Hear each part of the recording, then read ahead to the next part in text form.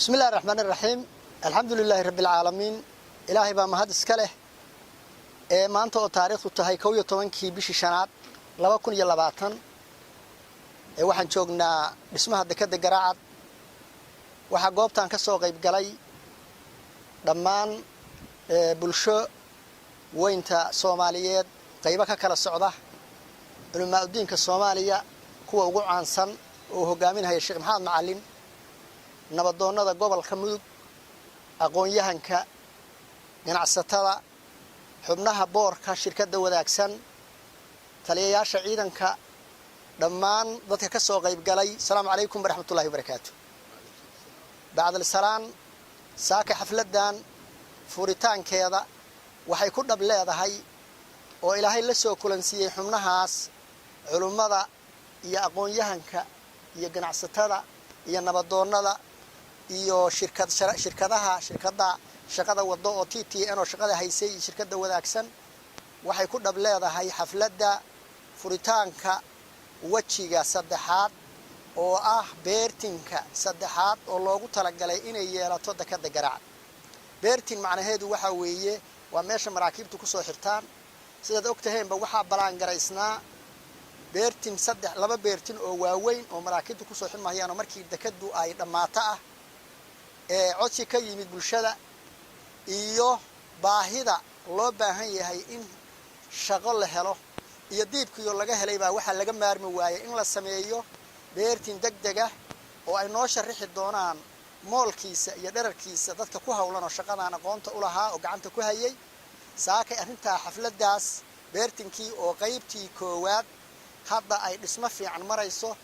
xafladiisaas inaanu arrintaasi ummadda Soomaaliyeedna ugu bishaarayno lana wadaagno bulshada maanta noo timid inay nasiib u yeelatay in nagala soo qayb galaan xafladaha furkaas beertinka degdeg ah oo waqtiga maxduudka oo yar oo injineeradu noo sheegi doonaan ku dhismaya waqti dhan oo la dheefsanayo inaynu ummadda Soomaaliyeed la wadaagno tusnana shaqadiisina saaka ay bilaabato maalmahan ay socotay waxa weeye la yiraahdo ducada iyo aan wadaagno iyo mataqaanaa iyo shaqa bilowga xafladana farxadeedu intaas ay ku saabsan tahay waxaan jeclahay marka wixii ka dambeeyay intaas aan kalmada ku leedahay waxaan leeyahay ku soo dhawaada dhammaan ganacsatada iyo nabaddoonnada iyo injineerada iyo boorka iyo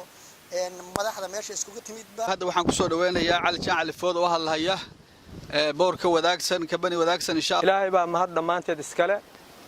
maantay meetingka aad u jeedaan iyo sawirkan quruxda badan iyo goobtaan aan taaganahay oo ah dekada Garaacad waa munaasabad loogu talagalay daafurkii temporary berthing ama jambigii ku meel gaarka ahaa oo loogu talagalay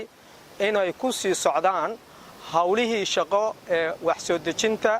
oo dekada ama u adeegto waxa baahideeda ama u adeegto baahida guud ee dantii laga lahaa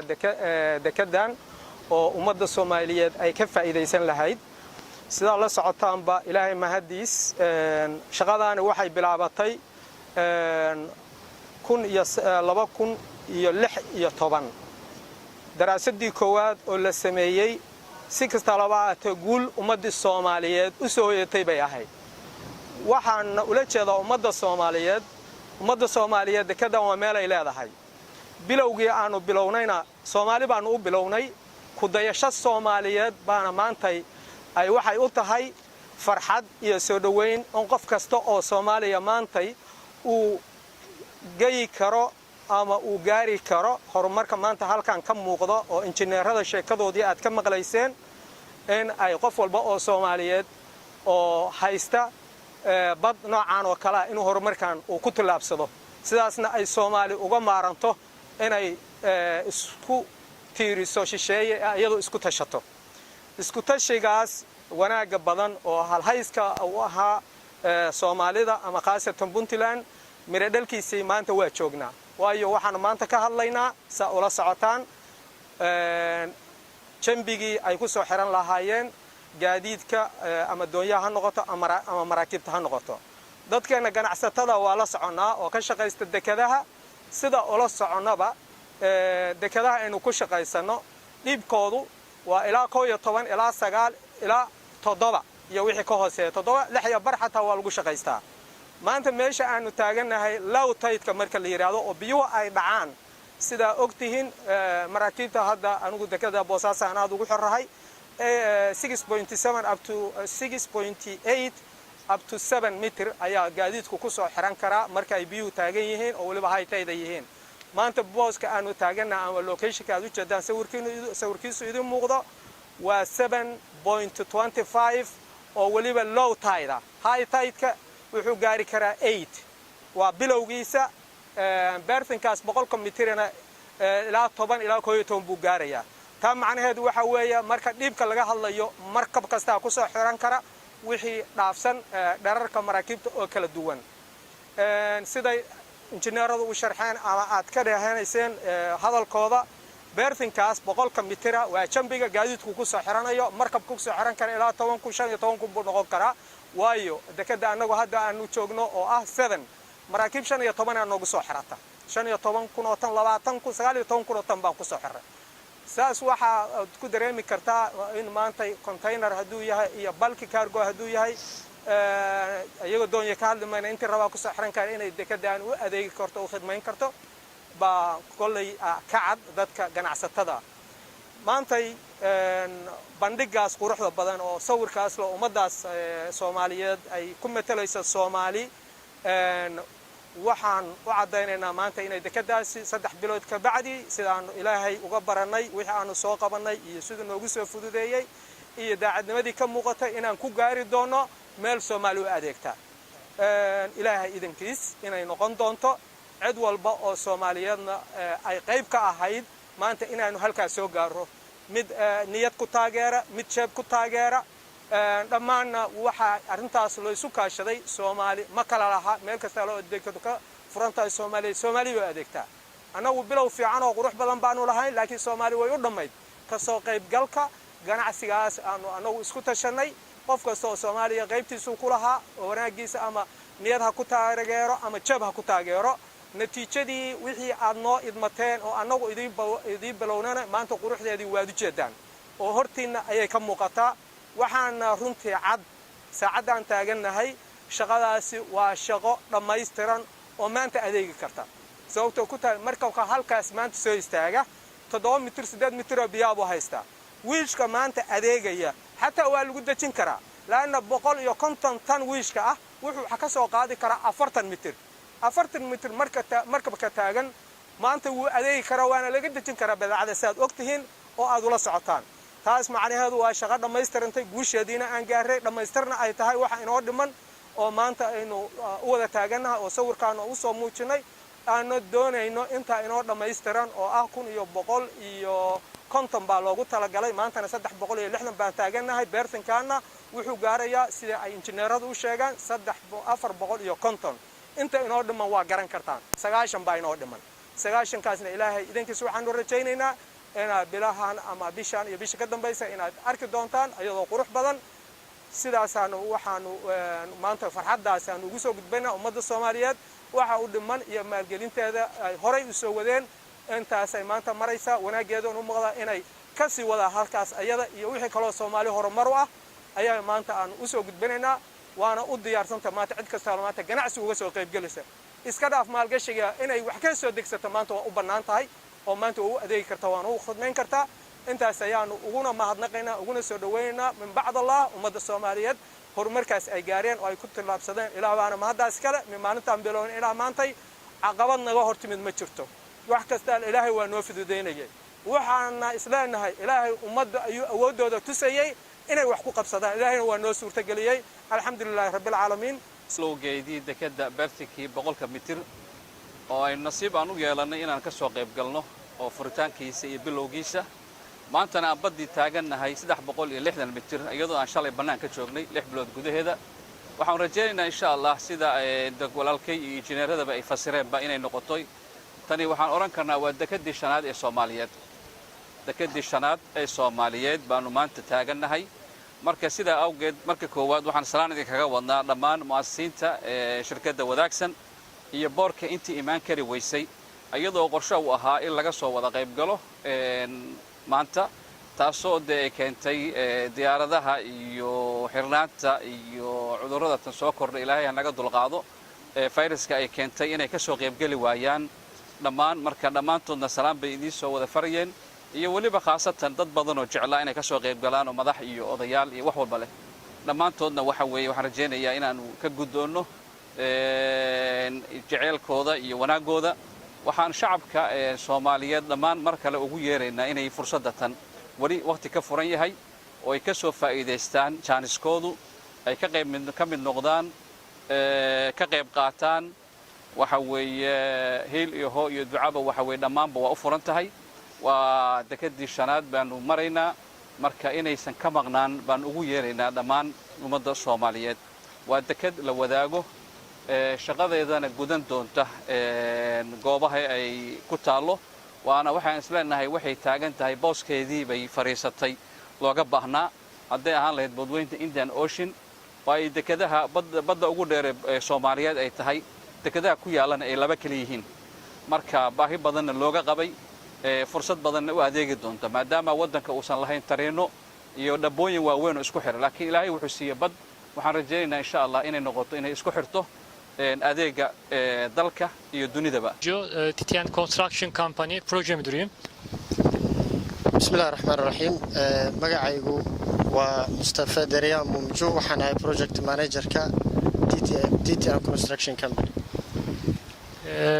Şimdi projeyle ilgili bir farklı detaylar vermek istiyorum. Buradaki makine parkımızı size tanıtmak istiyorum. İlk olarak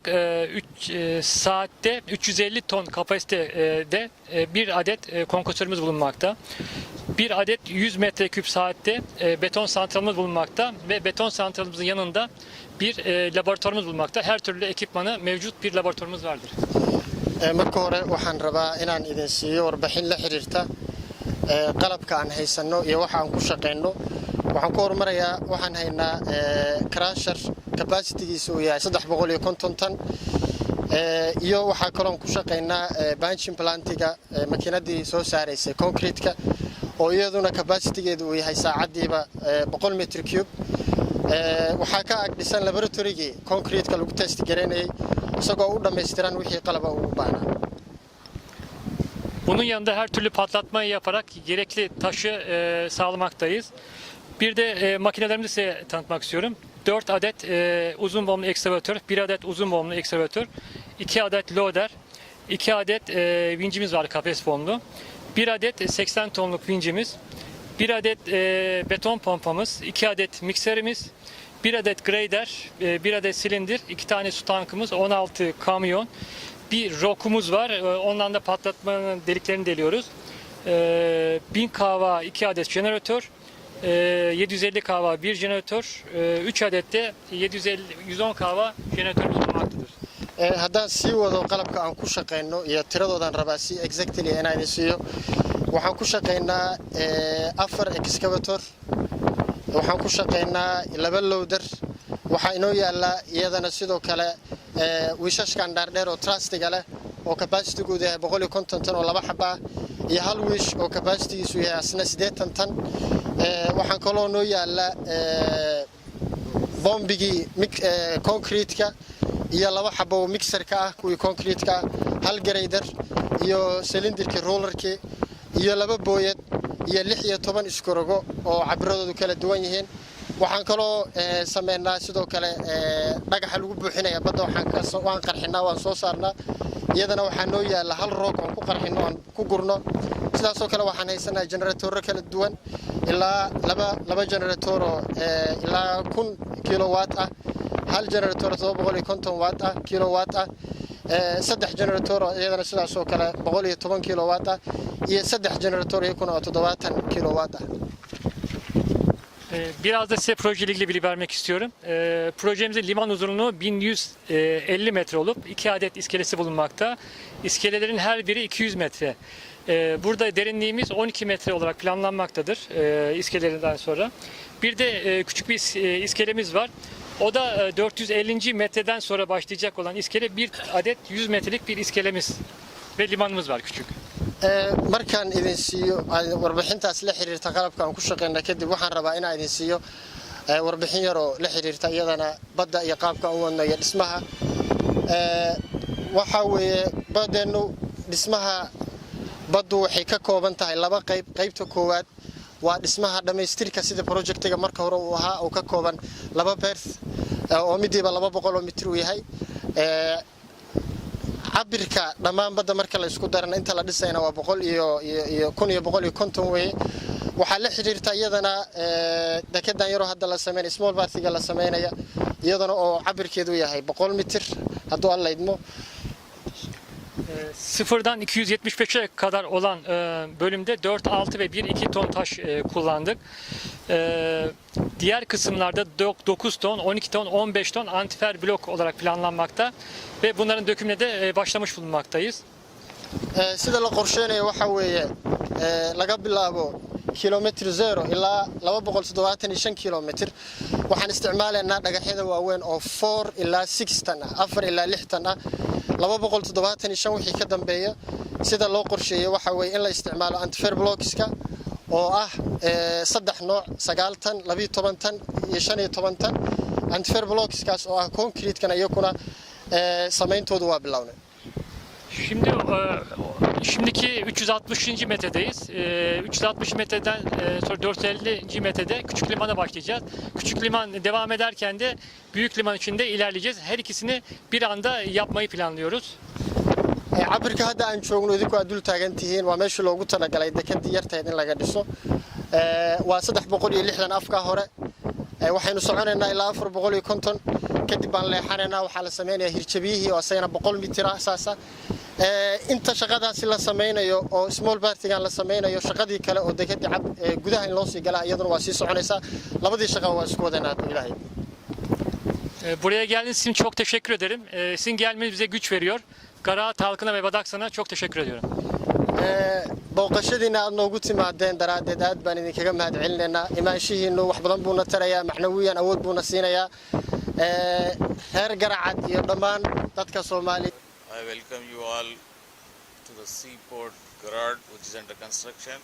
which started in November 8, 2019. So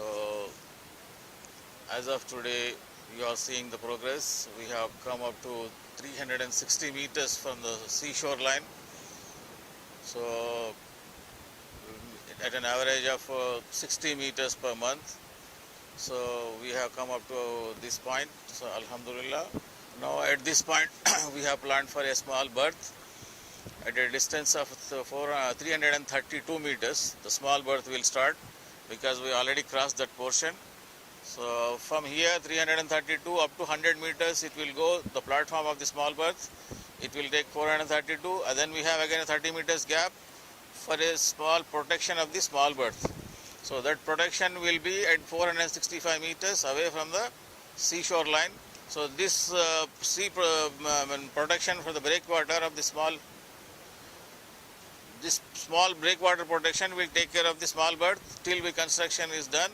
It can be removed later also, but here we will get a platform for 130 meters length for the parking. That is 5,000 tons to 7,000 tons. We can get a ship. Inshallah, after 3 months, we can hope this, the small berth to be finished. So by the in September, we can make use of this place. Inshallah,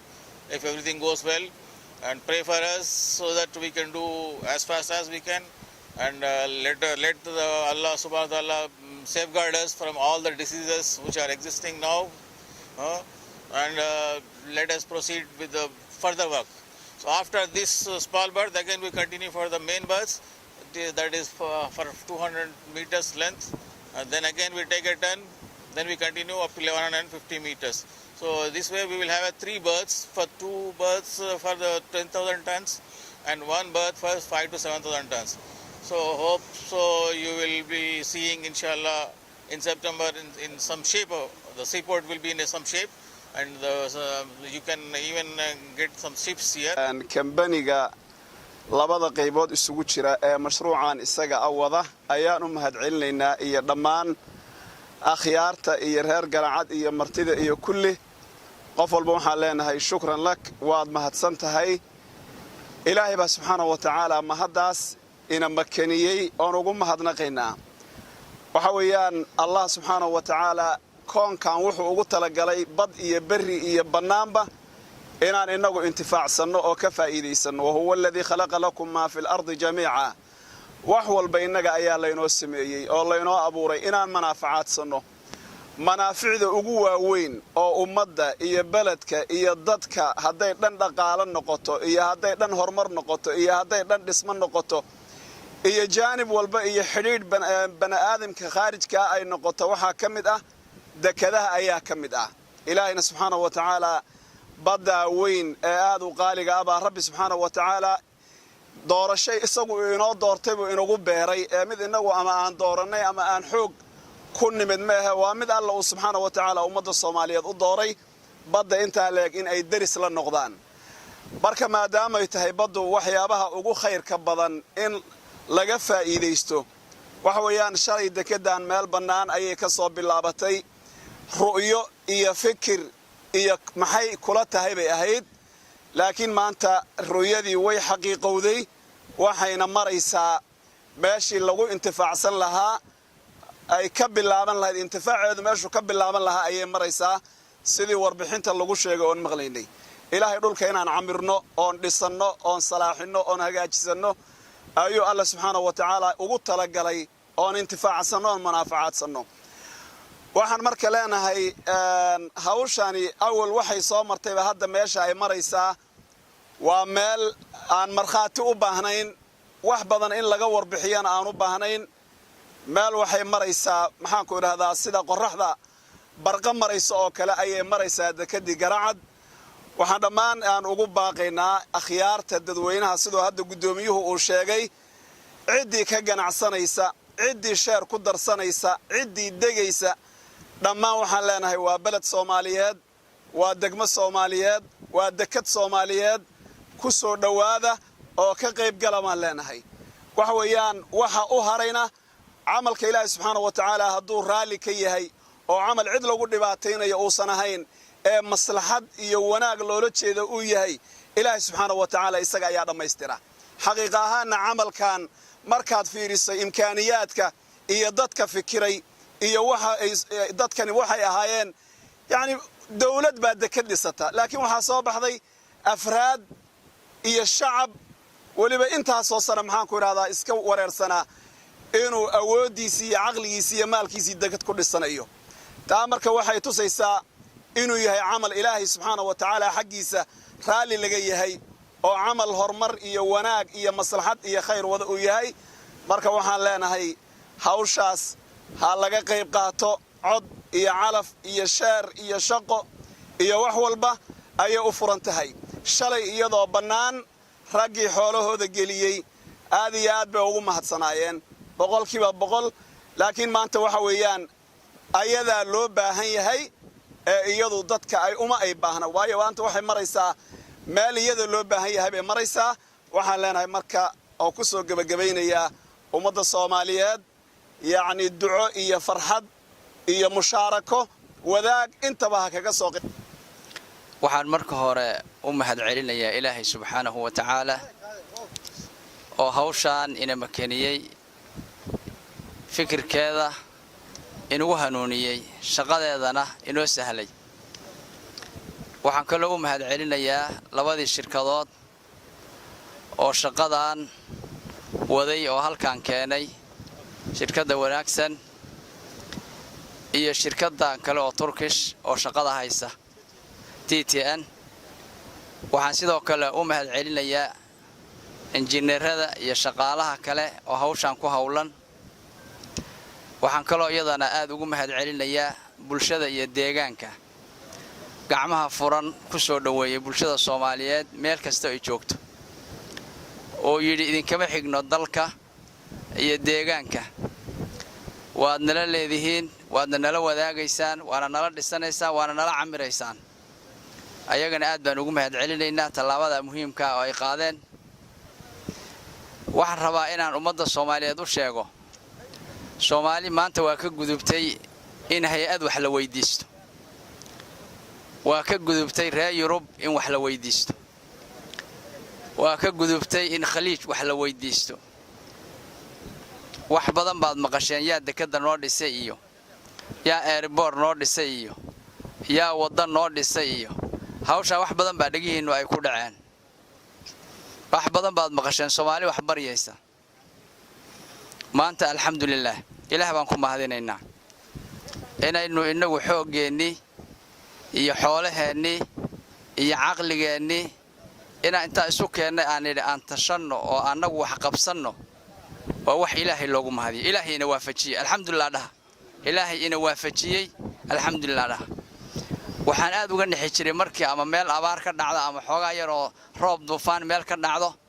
oo oday kastoo baadiye jooga intuu telefoon qabsado uu yiraahdo hay-aduhu nala soo gaaraan caalamka wadnaha la igu dhufan jiray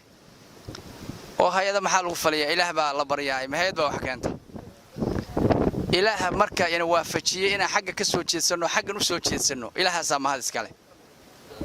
dekadan waa dekadii ugu horeysay oo Soomaaliya dad Soomaali ah oo ninna caawinin ay dhisteen taariikhda ingelaysa ma jirto cid kale oo Soomaali wax ku leh Soomaali baa iskale sidaad maqlayseen laakiin Soomaali dhammaanteed meel kastoo joogto xubin bay dekadan ka tahay waa wada leedahay Soomaaliya dhulka la yiraahdo intii deganayd inta degan wadamada dariska oo Soomaalida ah inta Soomaalida kale oo dibadda jirta qof kasta oo Soomaali ah waad maqlayseen dekadan sheer buu ka yahay xubin buu ka yahay waa dekadiisii waa dalkiisii waa deegaankiisii waxaan rabnaa hadda hawshii dekadu waa inoo rumowday oo dekada hadda aad taagantiin dekada waaweyn oo caalami oo shaqaynaya oo caalamiyan la aqoonsan yahay bay hadda xagga dheerarkana ka dheer tahay xagga cumqiga iyo hoos iyo dheer hagreen moolnimadana ayada ka dheer waa dekada shaqeeyo oo caalami oo ictiraaf ah marka hadda dekadu sideeda u dhisan tahay laakiin waxa ku tusinaysa dekadan baaxadeeda injineerku wuxuu yiri xoogaa yar oo waxaan rabnaa kanaal ah inaanu leexino ay maraakiibtu ku soo xidhaan dekadii weynayd waa dambaysaa ilaahay baa weyn lagu baryaa waxaad moodaa dekad caalamka oo dhan u wadaagi doona meesha ka soo baxaysa Soomaaliya oo dhan dhaafaysa waxaan rabaa dadka bulshada Soomaaliyeed inaan u sheego waxa hadda inoogu xigaya dekada inaynu airport inagu dhisano ma jirto hay'ad dambe oo la baryayaa ma jirto UN dambe oo war loo dirayaa reer Yurub iyo wax war loo dirayaa ma jiraan xoogeena iyo xoolaheena iyo xirfadeena iyo aqligeena inugu filan ilaahna waa kaashanaynaa waxaan hadda bilaabaynaa airportadii waxaan kaloo bilaabaynaa wadadkii jidadkii isku xidhayay gobolada iyo deegaamada iyo degmooyinka sideedana Soomaalidu waxay yiraahdaan wixii ku tashado rabbina aqbalo waa rumoobaan tanaad hadda taagantiin baa kamida rag baa ku tashaday rabbina waa aqbalay rooyadii aad ogeydeen hadda maanta dhabbay isu bedeshay waad u jeedaan hadda maanta dekad baa dhisan afarta dhinac waxa naga xigta bad baa naga xigta waa u jeedaan xagga waqooyiga bad baa naga xigta koonfurta bad baa naga xigta bariga bad baa naga xiga albaab yar baa noo bannaan oo kii aan ka soo galay ah inta kale waa bad weey maadaama ilaahay awoodaan ina siiyay waxaan ku xijisiinaynaa wadooyinkii iyo airportadii Soomaalida xoogaa waxa lagu yaqaanaa sabirkeenu ma badna laakiin dadnimadeena iyo kartideena iyo fariidnimadeenu waa foodo hore weey haddii xoogaa fariidnimadeena aan sabir ku darsanno wax walba anaga qabsanayna ciidina soo gaadhaysana ma jirto waxaan rabaa marka si aynu beero iyo wadooyin iyo airport iyo wabiyaal intaba saan u jeexano inaynu xoogaa sabira ku darno aan si adkaysano ummadda Soomaaliyeed waxaan ugu baaqayaa meel kasta ay joogaan inay ka qayb qaataan camalkan hadda aan ku jirno iyo camalada kale oo la midka ah oo dalka iyo deegaanka iyo intaba bulshada wax ku soo kordhinaya in laga qayb qaato kaabayaasha dhaqaalaha waxaan kale oo Soomaali ugu baaqayaa Soomaali waxa kharibay oo qayrkeed ka reebay iyada dhaxdeedu inay isfiiriso waxa la waridi ku dhaxdiina isfiirsanina war wadamada hormaray la tartama war midnimada waxaad fiirisaan bulshooyinka kale ay ku nool yihiin war wax wada qabsiga bulshooyinka kale ay ku nool yihiin fiiriya war wax wada qabsada oo midooba oo hor u socda dawladnimadiina xoojiya walaalnimadiina xoojiya horumarkiina xoojiya astaan bay halkaan u tahay midnimada waxa ay leedahay Soomaalidu waxay yiraahdaan gacmo wada jir bay wax ku gooyaan haddaan halkaan lagu midoobin oo waxaan hadda ka soo sheekaynay oo ku mahadinaynay aan la samayn ma dhisanteen dekedaan meel kastana haddaynu tallaabada qaadno saasaan samaynaynaa waxaan marka Soomaali ugu baaqayaa shaqo kasta oo horumarka waddanka ah oo degmo kamida Soomaaliya laga bilaabo kulligeen inaan isugu nimaadno oo shaqada aan dhamaystirno taa markaan dhamaystirnana mid kale oo muhiim ah aan ku xijisiino wax yar buu dalku inoogu dhismayaa boorada iyo dekadaha iyo waxaad aragtay wadooyinka dad baa dhistay malaa'ig ma dhisin waa dad inagoo kale 9 bilood ku dhashay laakiin kaliya waxay sameeyeen midnimo iyo waxay sameeyeen aqoon iyo isku tashi iyo horumar waxa maanta guul weyn noo ah inaan meeshaan hay'ad aysan sheeganayn inay wax ku darsatay waa guul dawlad ajnabi ah inaysan sheeganayn inay wax ku darsatayna waa guul waxa kale oo guul ah inaan anagu hadda lahayn wax naloogu soo daro aan gacmaha barya aan taagayn dadka aan rabno inay wax ka qayb qaataan oo ku soo biiraan waa Soomaali kaliya cid kale ma rabno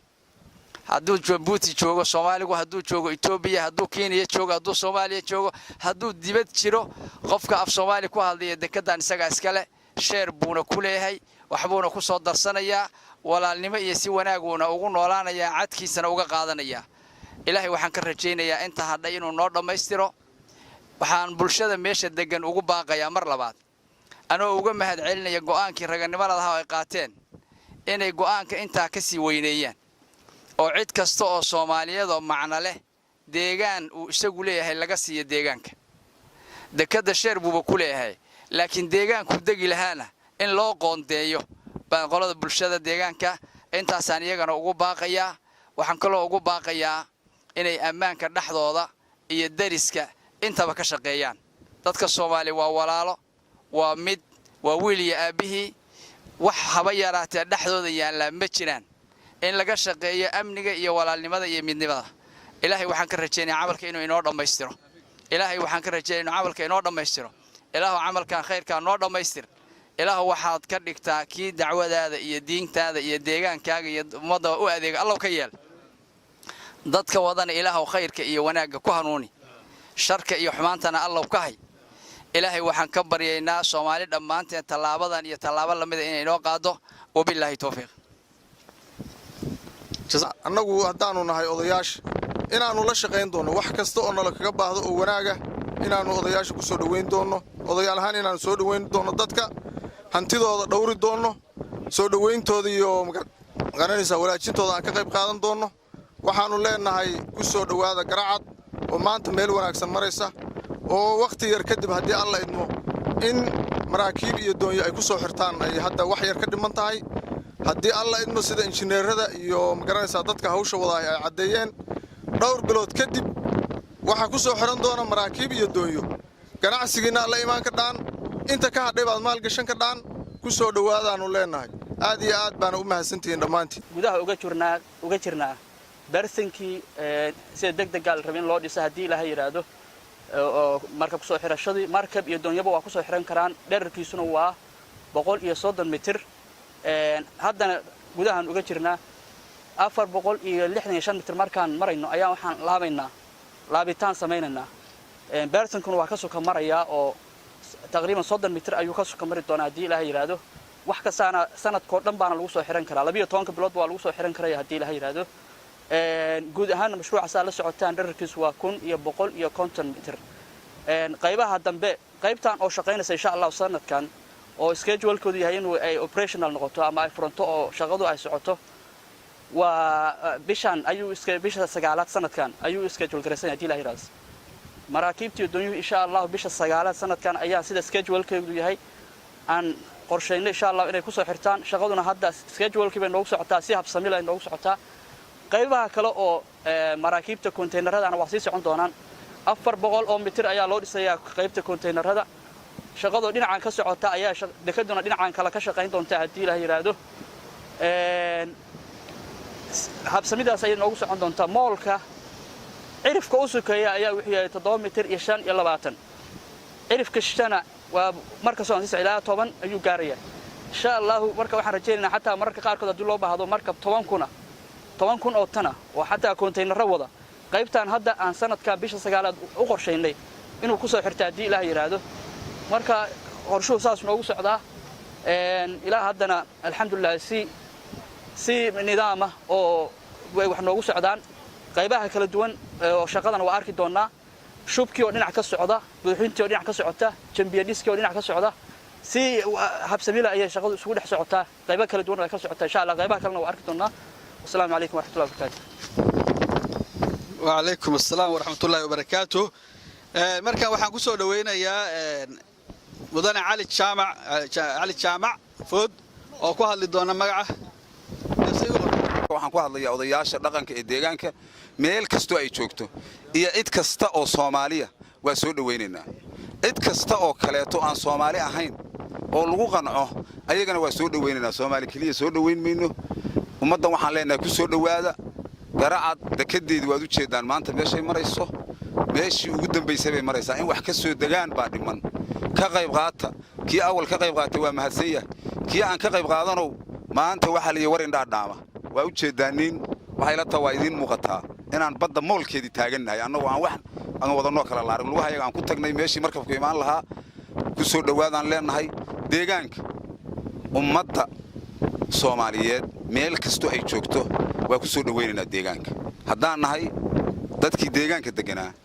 cid allaale iyo ciddii wanaag u wada cid kasta ma ahan inaan ku soo dhaweynayno cid allaale iyo ciddii lagu qanco wanaag u wada deegaanka oo dadka la noolaanaysa nooc kasta hawla noolaatay waa la soo dhaweynayaa waxaan kaloo kelmad yar oranayaa haddii aan nahay dadka deegaanka horena waa uga shaqayn jirnay soo dhaweynta iyo amniga iyo shaqada intaba waxaan u soo jeedinayaa dadka deegaanka inay sii laba jibaaraan wax weyn bay qabteen ilaa 2016 halkan shaqo ka socotay maalin waxa jirtay 2016 shirkaan oo kala la qabtay kelmad waxaan ku mahmaa Ismaan Yuusuf gabaygiisii haddaan tabar u leenahay xornimo timid waraaqdeed maanta xornimo timid waraaqdeed haddaan tabar u leenahay hal la ogaado dadka waxaan leeyahay barwaaqada aan hananno ilaah baa inoo keenay ragayagii baa ka soo shaqeeyay juhdi badan baa lagu bixiyay aan ka faa'iideysano ilaah wuxuu na siiyay way nabcada Allah aan ku mahadinaynaa bina aadan ahaana waxaan ku mahadinaynaa raggi maalkooda iyo maankooda iyo murqooda geliyay assalaamu alaykum warahmatullahi wabarakatuh